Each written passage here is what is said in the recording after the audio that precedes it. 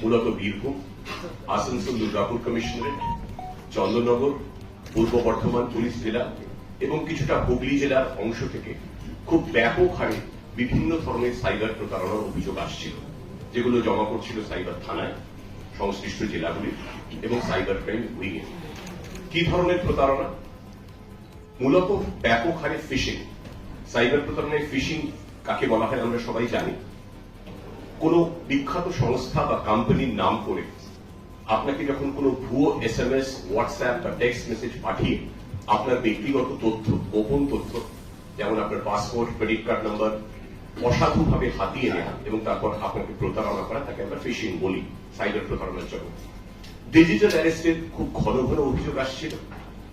Fake job scams, ভুয়ো চাকরির ফাঁদ পেতে প্রতারণা, লোক ঠকানো। ফেক ইনভেস্টমেন্ট স্কিমস, ভুয়ো বিনিয়োগের ফাঁদ পেতে সাধারণ মানুষের কষ্টের টাকা আত্মসাৎ করা।